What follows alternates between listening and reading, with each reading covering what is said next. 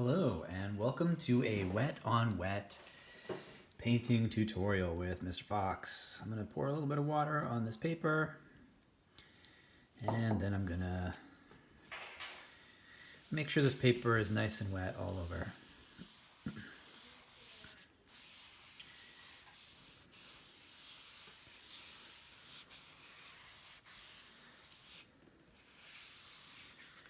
And things I'm going to need for this wet on wet painting tutorial are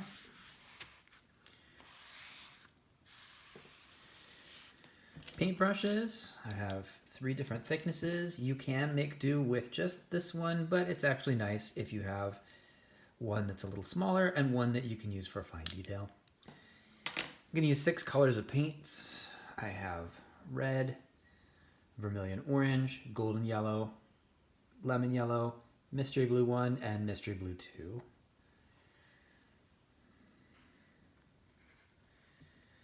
I have a cup of water to dip my paintbrush in. And that's it, except for maybe a little lid that you can use to mix up some paints. So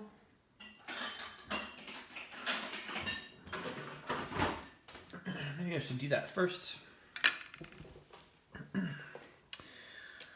I'll mix up some paints in here. I'll take a little lemon yellow, put it right here. Try and squeeze as much in there as I can. Oh, did I say lemon yellow? I'm gonna take some golden yellow and lemon yellow and mix them.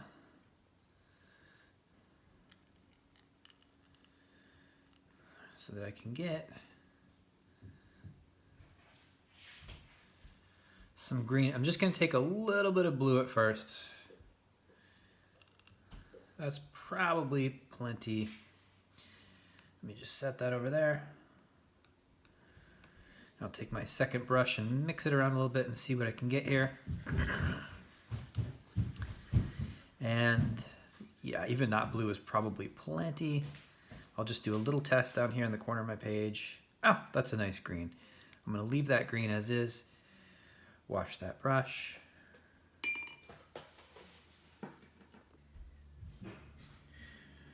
Now I've got a little bit of extra blue on this paint. I'm gonna put that in the next. Alright, that's probably plenty. I'll put that in the next lid and then I will, now I'm gonna dip some red and some orange. So let me show you what I'm doing. I'm rinsing off my brush. I want to put a little bit of orange in there. I'm gonna mostly take all the orange off on the side of here because I just want a little bit of orange in here, like that much is probably perfect. And just kind of move these guys around. It's gonna create that color that I want, and I want a little bit of red too. So you know what I'll do? Since this one's already dirty with this color, excellent. I'm gonna come over here. And I'm going to dip a little bit of red in here and add just a little red. Oh, maybe more than that. All right, get a little bit of red in there. Rinse that and add some of this green.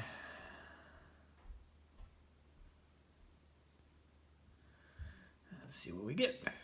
Should be like a nice brown. And test that too. See what we get down here. Yeah, a little bit of a reddish brown. That's perfect. Okay. So I've got the green, I've got the brown, I've got my other colors. I'm gonna rinse these brushes and I'm gonna come back in with the sponge and re-wet the paper just a little bit.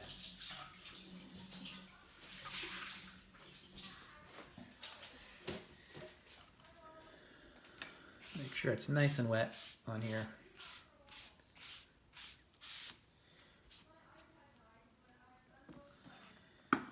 And get in here, get all wet.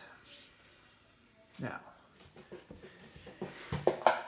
I'm going to start with first, take my medium brush right here, and I'm going to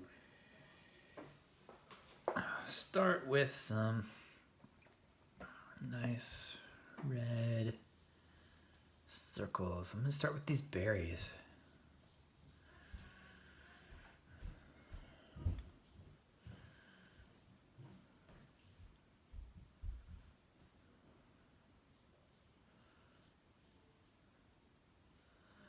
I'm going to start going crossways across the page. I'm going to go from red to a more mild green,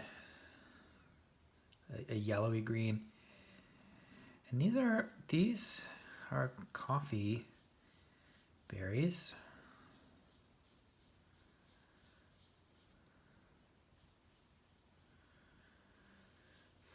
We're going to create this branch arcing across the page with a couple of nice green leaves dipping down.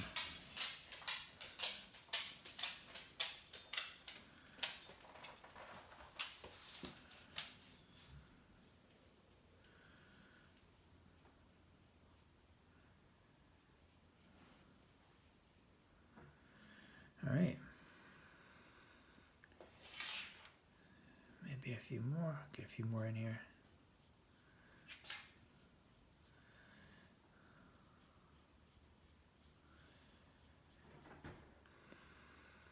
Some of these might be a little bit reddish green, so I will set the stage for a couple of berries that are ripening over here. These are what the coffee beans are inside of. Do a couple crescent lines like little moons. And we'll get these into berries soon. I'm going to wash this brush. Now, come back in here and get a little bit of a yellowy base for the berries. So I'm going to take my lemon yellow. With this, make sure this brush is clean. I'm going to get my lemon yellow in here. And I'm going to set a little base for the berries without touching the red. Once I touch the red, it's going to change the color of this brush. So first I'm just going to set the stage for getting these yellowy berries in there. And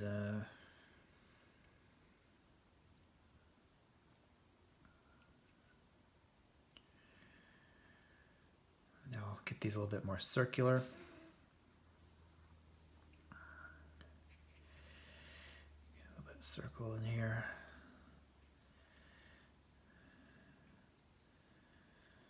I've got my berries. And now I can mix this with that red a little bit and just bring that red into the berry so we can see that it's like, you know, part of the same berry. And I'm going to rinse my brush. Get that. And what I'm going to do is, really use my finger to squeeze the tip of this brush, get that water off, because I'm going to come back in here. I'm going to grab a little bit of this green that we made, and I'm going to add a little bit of green to each of these. Dot, dot, dot, dot, dot, dot, dot, dot, dot, dot, dot, dot, dot, dot. You can choose to make your sound effects or no. This is going to make like a nice yellowy green, and now this is going to look more like an unripe berry, but it's going to give me that yellowy green.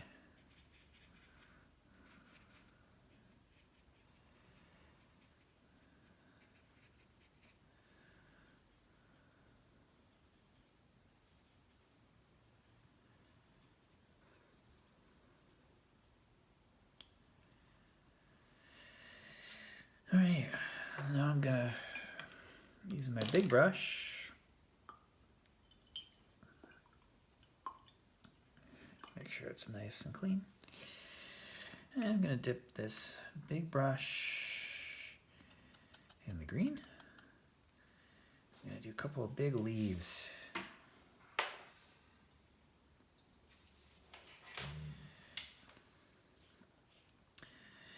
Cacao leaves are pretty wonderful because they look like that stereotypical leaf that we think of when we think of a leaf. It's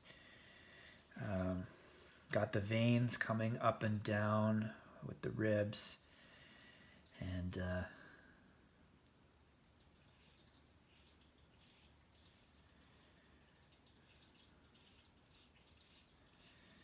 this will be coming behind the branch a little bit. We'll get this one coming up here.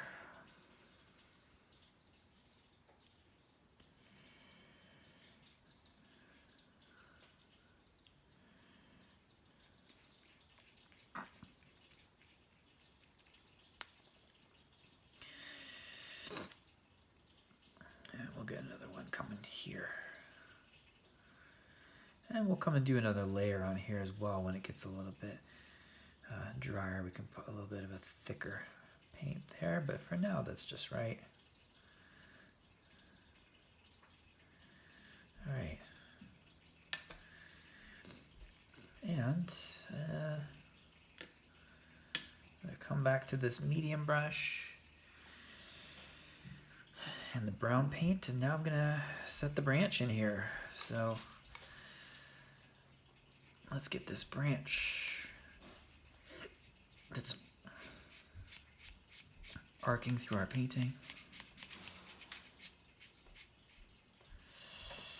And we're gonna continue this branch over here, and as much as possible we're gonna try to bring this branch in to meet where the leaves and berries are, without getting our brown deeply swishing and entrenched in the berries, which is going to really destroy this painting if we're not mindful about our work.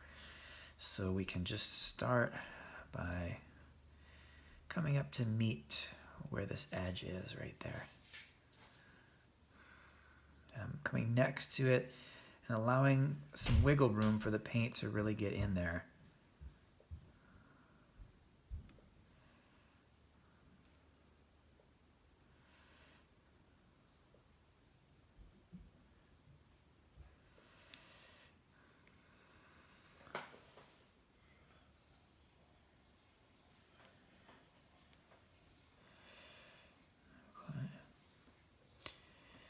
Get too much paint on the brush. The more paint we get on the brush, the more it's going to spread into our other things. We don't necessarily want that in this painting. So first we'll round out these berries, and you can just then kind of see where the branch is. Maybe we need to add more thickness to this branch so we can see this thick tree branch.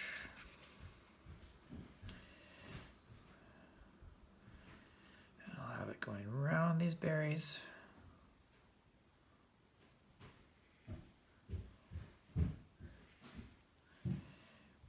All right.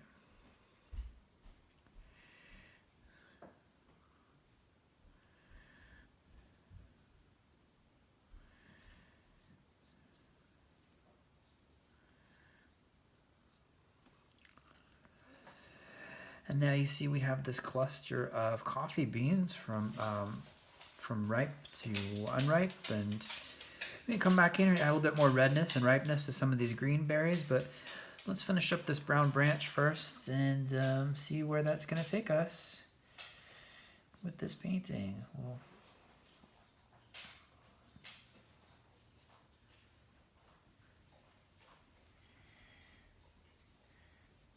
bring the edge of this branch all the way up to this leaf.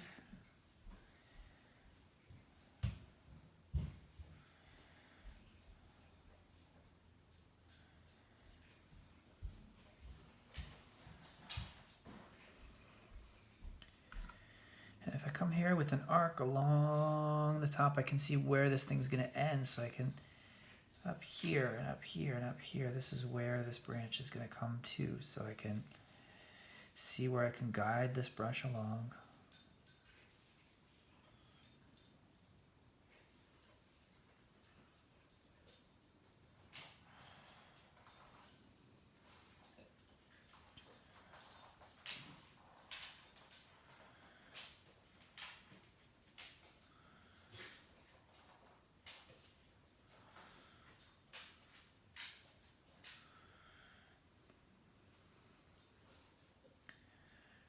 Now we can round out the edge of some of these berries.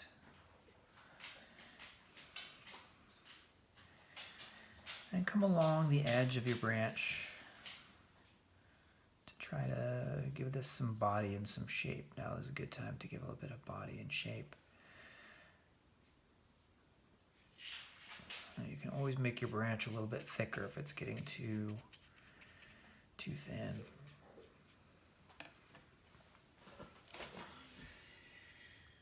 All right. Well, I think we've got the basis of this down, and now I'm going to do something that could completely ruin this. So I'm going to take the thick brush, wash it off, get all that paint off. I'm going to wash off these brushes. And now I'm going to come in here, and before I add any sky in here, I want to probably clean up some of the extra water. I can see that actually right here, this is a little extra water at the tip here. I'm just going to kind of get that in there. This looks like it's just a mess. It's about to, look, I'm going to suck up that water by squeezing this brush out. I'm going to squeeze this brush out. You dip it in the water, squeeze this brush out, and that allows you to suck up some of the extra liquid, which is good, because we're about to do something that's going to drastically change this painting and could ruin it completely. So we're going to be kind of mindful. I'm going to take some of this blue, and I'm just going to do a really, really, really light wash of blue. Let me check how it is without any pigment. I mean, that's perfect. Without any pigment up here in the clear top, that's just exactly what we want. So we're going to add some of this blue. And as much as possible, I'm going to try not to touch any of the other elements of this painting. This is just a really light wash of a bluey sky.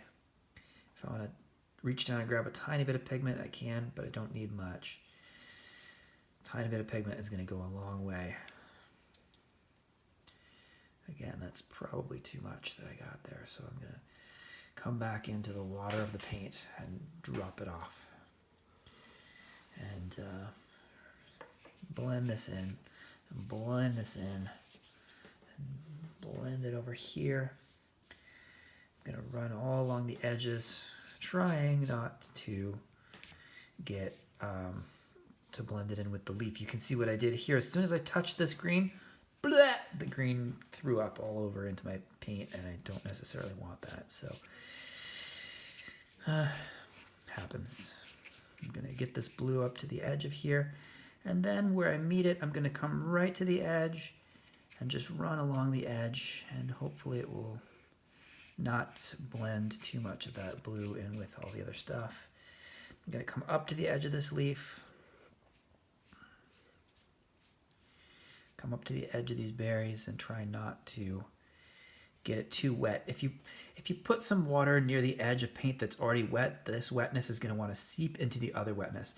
That's actually diffusion. That's the same as that principle that we were talking about, plant respiration, where through diffusion, the plant wants to take air where there's a quantity of a lot of air, and it wants to shoot that air from where there's a lot into where there's a little.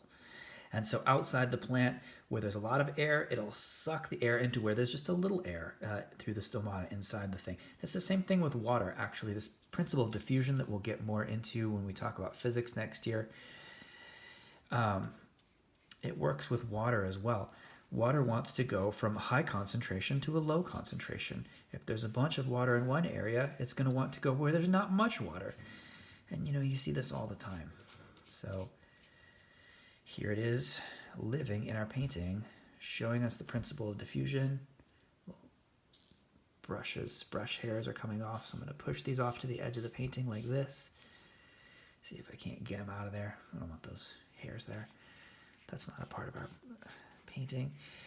And I'm going to come back in when this is just a little drier. I'm going to come back in here with a little more green and see if I can't give some ribs to the leaves. But outside of that, I think this guy is done, this wet on wet. Next, we're going to work on wet on dry, which Gives us a little bit more control. There's a little bit less control here. You really have to work with your variables of how much water is in the painting and how much water is on the outside and inside of all of your objects that are in here. Because if you don't, it will just run away from you and you will get a wet mess. All right, so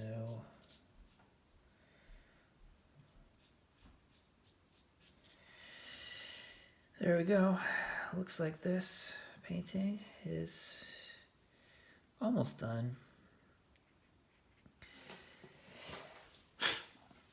This brush is coming apart. It's destroyed. It's taking a little gold off on me, so I can just try to blow this gold paint off. And yeah, so lastly, I'm going to take this fine brush and I'm going to take that green that I had and I'm going to see if I can come back in here and get some ribs in the leaves. See if I can do that. Maybe I can. Maybe I can't.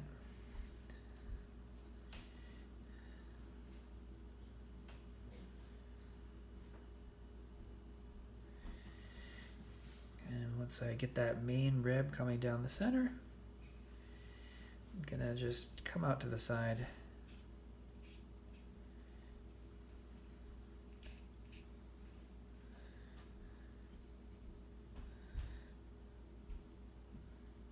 Got a little bit too wet there, so I'm gonna clean this up.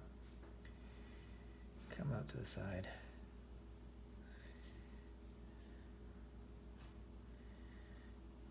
If I had let this dry a little bit more right now, and it's in a very wet condition, if I let it dry from where it was wet to where it was moist, that would really help me add another layer of wetness without just kind of smushing water around the page. At this point, I'm really just kind of smushing water around the page, unfortunately.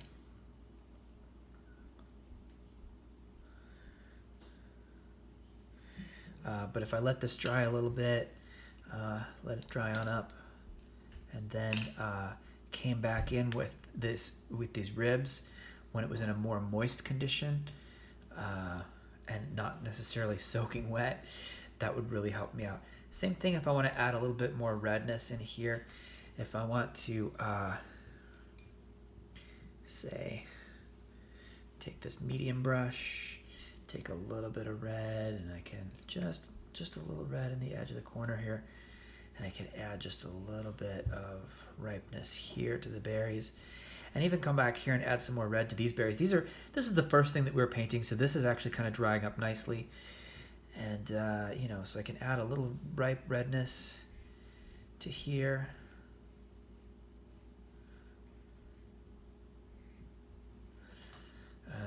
I'm going to use the other corner. This corner had touched the yellow, so I'm just going to dip this other corner in real quick. And I'm going to add a little bit more ripe redness to these red berries, which is going to be really nice. Again, just adding a little redness to these. Gives me a couple different shades. Shows you this ripeness of the berry. Now it doesn't matter. I'm not going to go back into the paint, so it doesn't matter if I come back and just take away the edge a little bit by using this flat edge of my brush to come in here and pull this to the edge. This ripeness of the berry is going to pull all the way to the edge.